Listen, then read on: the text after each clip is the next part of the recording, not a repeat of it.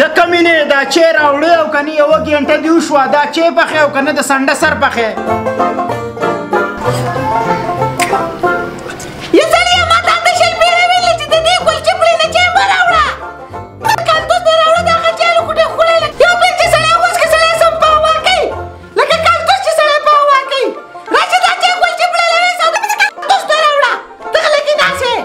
یا ښځې نو مخکې به دې ویلي کنه یوه ګنټه دې پې واړوله اوس وی چې شی ټیک نه دی راوړه چې بدلي کم مړې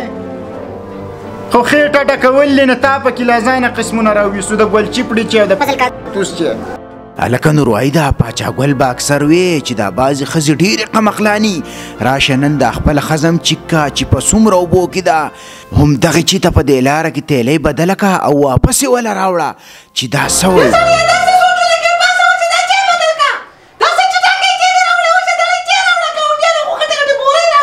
ورشه دا خپل پلار نه یې راوړه زما دقه اوس کېږي دقه به دله راوړمه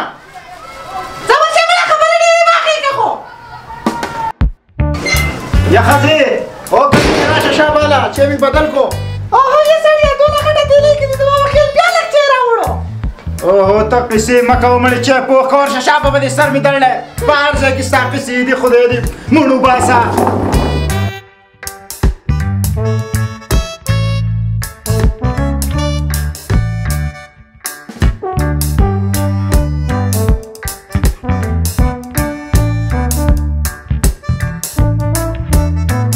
یا سړیه واره چې پوښتې نه دي چای راښکلي یا ښځې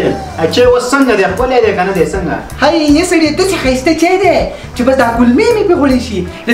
کالدوس ته دی چې خو دا ټول کلی صفتونه کوي دا ته ما شل پیرل دی دا چای راوړه دا ډېر ښایسته چای دی او ډېر ایول چای دی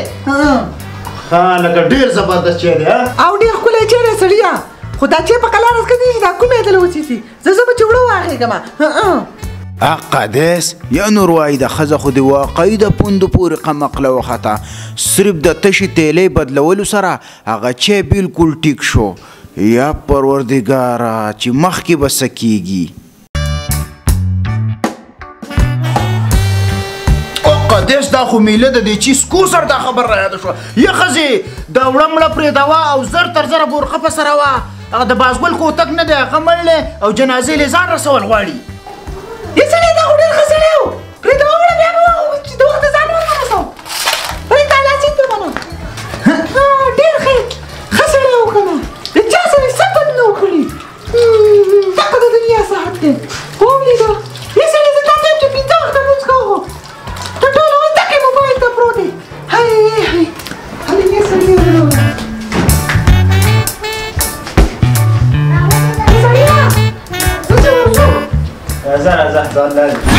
یا ښځې په قلاره د بازګل کوتک مړ دی ته یې نشي را ژونده کولی په قلاره ځه یا سړی پته نه لګي چې دا چاول یې رانه څوکت کېږي جنازې نه نه ځي چاول نه ځي بېرته دې وځه یا سړیه ډېره ستړې شومه دا ور بند که سړیه هلې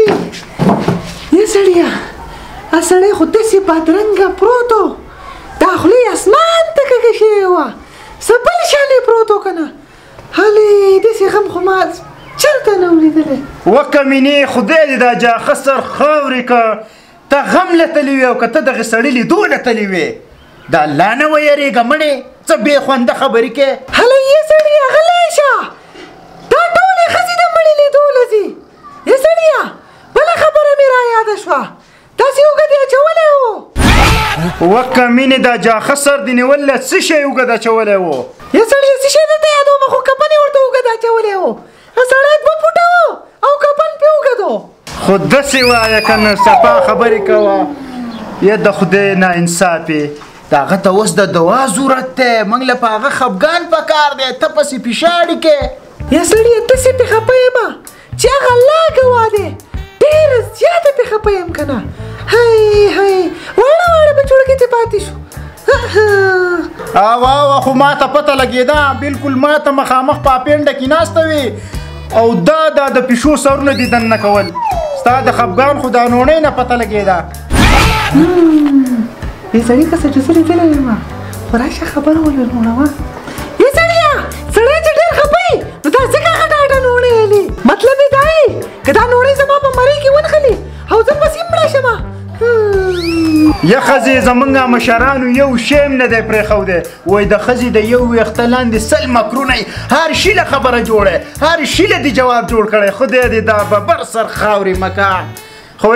دا خبرې پرېږدوه داسې چل دی چې زما هغه ملګري راځي میلمانه دي نو زه وله یو چرګ رالم او ښکلی به وله سور کې ښکلې تڼکه به وله وکړې ټیک ده چې بیا یې وله بهر ته وباسمه. ای سړي ورشه ته چرګ راوړه پخول یې اسان دي موږ دله غټ غټ اتیان پخوي نه رښتیا غټې غټې چرګې پخ کړلي نه چرګولی به صحیح ورید به یې کړم دله سر راځه تڼکه وڼکه تیاره کړه هله ښځې روټۍ تیاره راوباسه هله شابه یا سړي راوړه تیاره ده ورشه ویسوله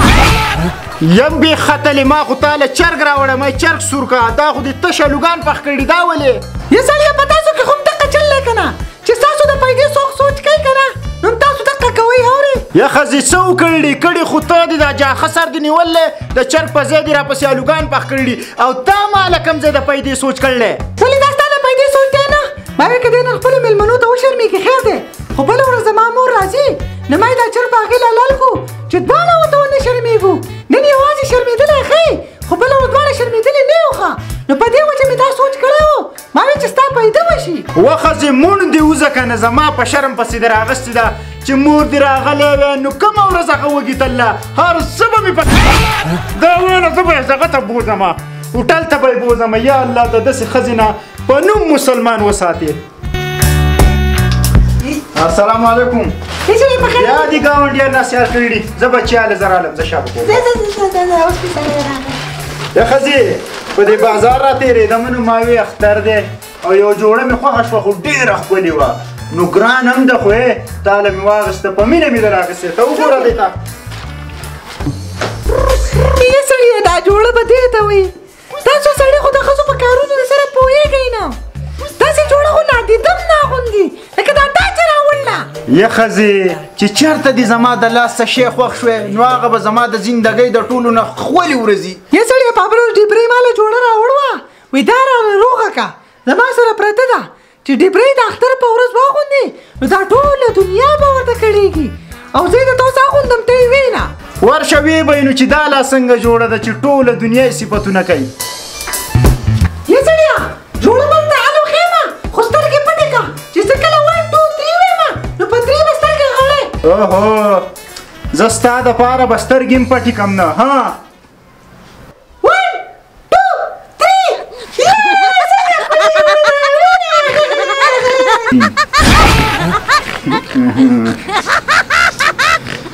یا ښځې دا جوړه به دې ته وایي دا جوړه نه ده دا خو بوره ده بوره خدای دې په تندر سړه مکه خو زمونږ دا شیزونه هسې تاسو ته سپک ښکاري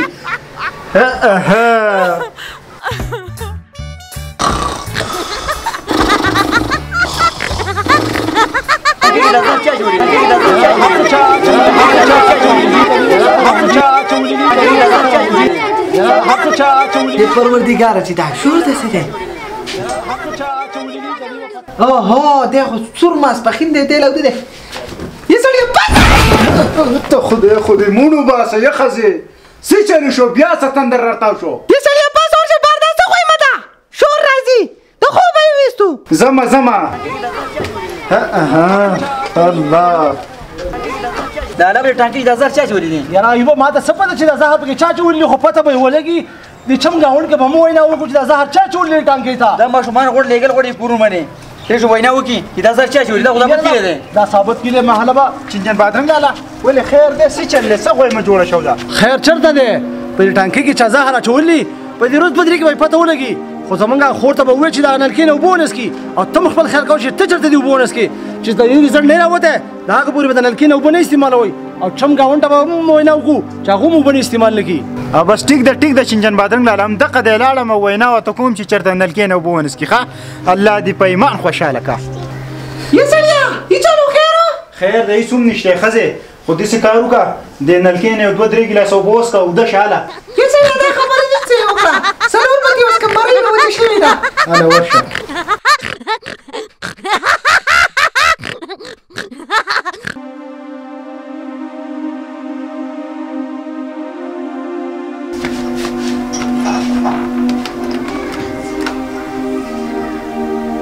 الې یې سړی راشه په دې زړه مې ساړه پی راغله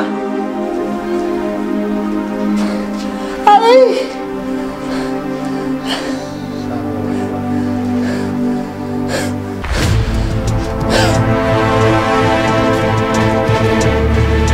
الله ستا شکر دی زما په خیال د غضب نه دمه شوم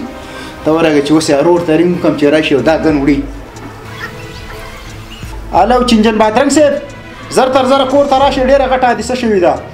هغه خور چې د کومه ده هغه د خیر سره په حق ورسېده او زر راورسېد هلکه دا